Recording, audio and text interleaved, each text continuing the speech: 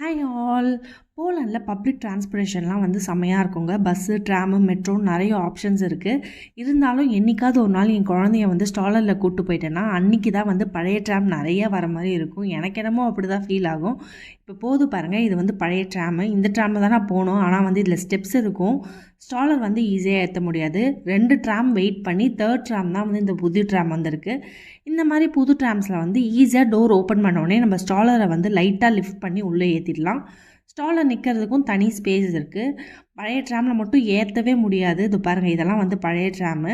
என் பொண்ணு வந்து ஸ்கூலில் ட்ராப் பண்ணுறதுக்காக வந்திருந்தேன். பார்த்தா அன்றைக்கி ஃபுல்லாக பழைய ட்ராமை தான் பார்த்தேன்.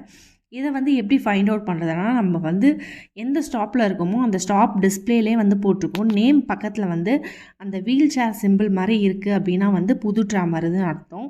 வீல்ஸ் சேர் சிம்பிள் இல்லாததெல்லாம் வந்து பழைய ட்ராமு. அதனால் அந்த டைமுக்கு ஏற்ற மாதிரி நம்ம வந்து வெயிட் பண்ணி இல்லைனா வேறு ஆப்ஷன் வந்து நம்ம சர்ச் பண்ணிக்கலாம். இந்த மாதிரி போலண்டில் நிறைய விஷயம் தெரிஞ்சுக்கணுமா, அதுவும் தமிழில் தெரிஞ்சுக்கணுமா, மறக்காமல் நம்ம சேனலுக்கு வந்து சப்ஸ்கிரைப் பண்ணிட்டு பாருங்கள். அடுத்தடுத்து வந்து நிறைய போலண்டை பற்றி இன்ட்ரெஸ்டிங் வீடியோஸ் வந்து அப்லோட் பண்ணுறேன். இன்னொரு வீடியோவில் பார்க்குறேன். பாய்.